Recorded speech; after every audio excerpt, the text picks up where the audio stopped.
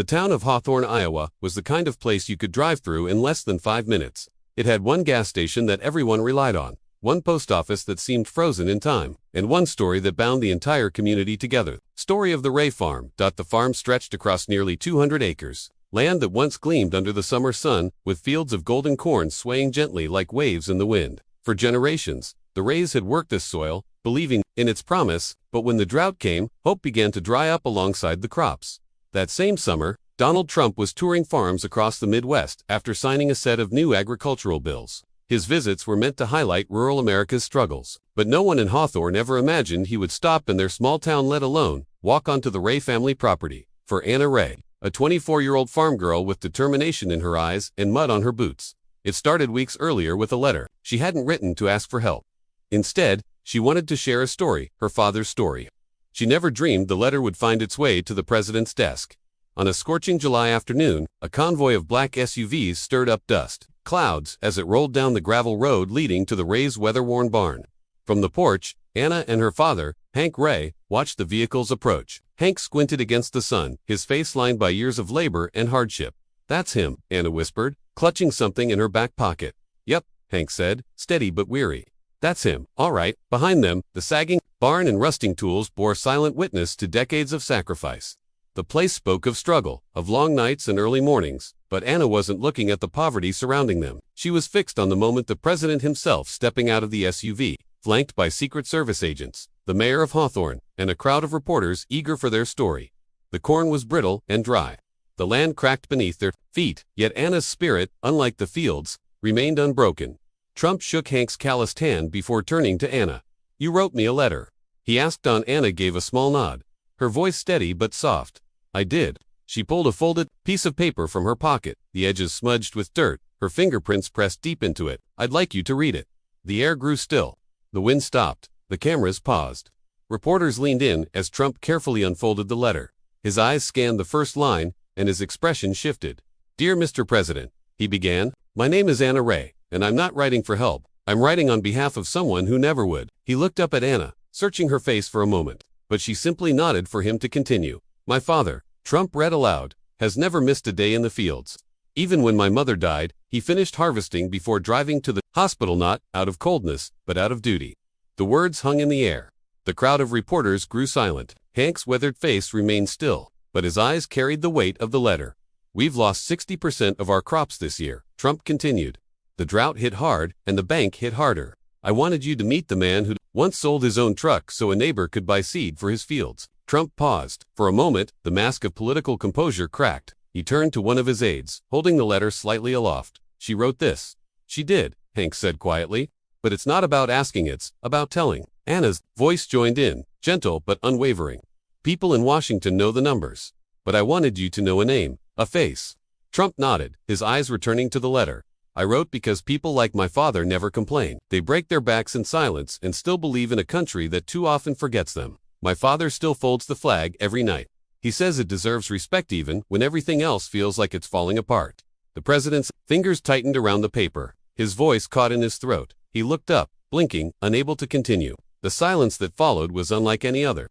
The press had come expecting sound bites, but what they witnessed was something else, entirely. A moment when Donald Trump himself stood speechless. The breeze returned, rustling through the dry corn. His security detail shifted uneasily, scanning the area, unsure what to make of the sudden pause. But Trump remained still, holding the letter as though it carried the weight of more than just words. Anna stepped forward. "May I?" He handed her the paper, and she picked up where he left off. "My father wakes up at 4 every morning to feed animals that don't bring in any profit anymore. But he says if we stop caring for them, we stop being human. I don't want pity. I don't want money. I just want people like him to be seen, to be acknowledged, and maybe, one day, thanked." Her voice trembled on the last word. Trump cleared his throat, looked at Hank, then back at Anna. His reply was soft, almost a whisper. "He is thanked today, right now." No applause followed. No cheers erupted. Instead, the silence deepened into something far stronger: respect. Trump placed a hand on Hank's shoulder. "You've raised a daughter, braver than most politicians I've met." Hank gave a modest shrug.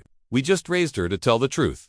"I want to see the rest," Trump said. Anna led him across the property, past broken fences and rusting tractors. She wasn't showing him ruin, she was showing him resilience. Inside the barn, The smell of old hay and age lingered in the air. Relics of a hard life filled the space. A broken plow, a faded family photograph nailed to a beam, Hank's journals stacked beside a worn bucket. Trump picked one up, flipping through the rough handwriting carved into the pages. One entry read, simply, didn't get the loan. Anna smiled at breakfast anyway. That's enough for today. Trump closed the journal and held it for a moment, not as a politician, but as a man staring at the evidence of quiet perseverance. Later, Anna drove with him to the small-town diner where Hawthorne gathered daily. The room fell into stunned silence as Trump walked in. Maggie, the 70-year-old owner, poured coffee with shaking hands. Never thought I'd serve the president eggs. You've probably fed more people than I ever have, Trump said. Laughter broke the tension. Anna introduced him to Jack, a farmer who had lost his land the year before but continued working at the local grain mill. You help everyone, Trump told him. Jack smirked. We help each other. That's what Iowa does. Trump nodded. That's what America should do.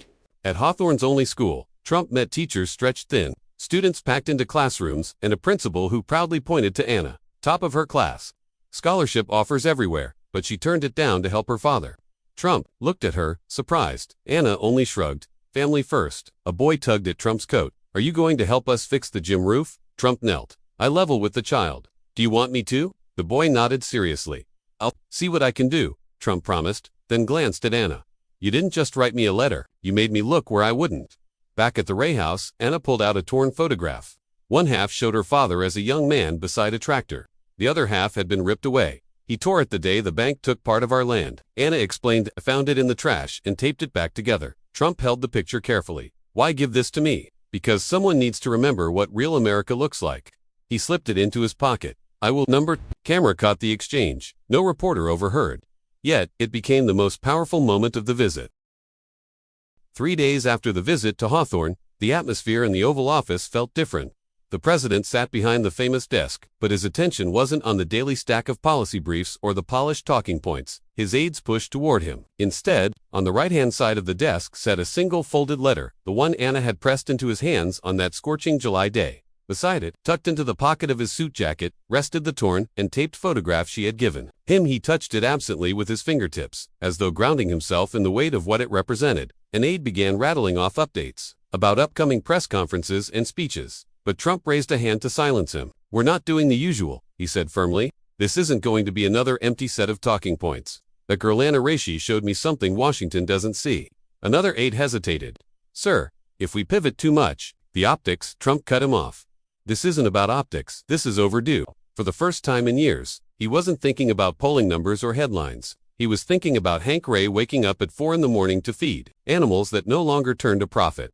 He was thinking about Anna's words. People like my father never complain. They just keep believing in a country that forgets them. That night, he recorded a message not for television, not for the press, but for Anna and her town. The cameras were off. The words were raw. I met a young woman in Iowa who taught me more in one afternoon than most politicians learn in an entire career. Her letter reminded me of what America is built on: grit, sacrifice, and love of the land. We are going to do something different because of her. Back in Hawthorne, a courier arrived carrying an envelope sealed with the White House crest. Anna, covered in hay dust, opened it at the kitchen table, expecting a generic thank you card. But inside was a handwritten letter, pinned, not by an aide, but by Trump himself. Anna, it read, you reminded me that numbers don't plow fields, people do. I'm starting something new, and I want your name attached to it. Not just for your father, but for every father like him. Let's fix this together. Donald J. Trump. Tears welled in Anna's eyes as she read the letter aloud. Hank leaned over her shoulder, reading the words with a quiet pride. You really got to him, didn't you? Anna shook her head. No, Dad, she whispered. We did. Within weeks, the story had spread beyond Iowa. Headlines blared. Farmer's daughter moves president with letter. Cable news hosts read Anna's words on air, some choking back emotion. For once, rival networks paused their bickering and united around the same story. But for Anna, it wasn't about cameras or fame. It was about Jack at the grain mill keeping his job. It was about Maggie's diner getting long overdue repairs. It was about her father finally being able to apply for a fair loan without drowning in impossible terms. From Washington came the announcement, a new piece of legislation called the Rural Agricultural Equity Act. It was designed to ease rural banking restrictions, provide emergency drought relief, and rebuild forgotten farming communities. And at the very heart of it, credited in speeches and press releases, was a young woman from Hawthorne who had almost decided not to mail a letter. Weeks later, Anna was invited to Washington, D.C., for the president's national address on rural America. She sat nervously in the gallery as Trump spoke before Congress. Midway through, he paused and pointed toward her. "There she is," he said, his voice carrying through the chamber. "That's Anna Rae of Iowa. Her letter reminded me what this country is really made of: grit, love, and land." The room erupted in applause. Back home in Hawthorne, Hank watched on their small living room television, wiping away a tear with the back of his sleeve. But Anna didn't rise to take credit. Instead, she stood to remind herself of the only words that mattered. "I just want people like my father to be seen." Despite the sudden national spotlight, Anna went back to the farm. She woke at dawn, fed the chickens, mended fences, and helped Hank haul hay. When a journalist visited and asked why she hadn't left for politics or media, she smiled. "I'm not leaving this place," she said. "Not when it finally feels like it matters." Changes soon followed. The barn, once sagging and broken, received a new roof. The bank returned with fairer terms. Neighbors began talking again. Hope rekindled like rain after drought. Life wasn't perfect, but it was enough. And then the letters began arriving. One came from a soldier in Texas. "I watched the video of you handing that note to the president. My father was a farmer too. He lost everything, but you made him proud." Again, "Evan from heaven." Another arrived from a waitress in Ohio. "We've been shouting into silence for years. You made someone hear us." A coal miner from West Virginia wrote, "You spoke for all of us who never had a chance to sit across from power." "Thank you." Anna pinned each letter to the barn wall. Her father called it the Wall of Voices. One autumn afternoon, a dusty sedan pulled into the driveway. An elderly man stepped out, leaning heavily on a cane. His voice was gravelly as he spoke. "You don't know me, but I had to shake your hand." Anna extended hers, confused but touched. "My daughter tried to keep our farm alive. She didn't make it. I wish she'd met you." Anna's eyes filled with tears. They sat quietly on the porch for nearly an hour, saying little, sharing the kind of silence that speaks deeper than words. Months later, Anna was scattering feed for the chickens. In the drizzle, when her phone rang, she glanced down. The caller ID froze her in place. Donald Trump. "Anna." His voice was steady. "Yes, Mr. President. I'm back in Iowa, but this time I'm not touring. I'm planting." She laughed. "You're farming now. I want to know what it really feels like. Can I come by for a day?" Anna blinked in disbelief. "You're serious?" "Dead serious. I'll even wear boots." "You'll ruin the suit," she teased. "Then I'll wear mud," he replied. And he did. Weeks later, without press or cameras, Trump arrived at the Rae farm wearing borrowed overalls. No podiums, no reporters, just a man with a shovel in his hands. Together, side by side, he planted a row of corn next to Anna. Hank brought sandwiches, chuckling.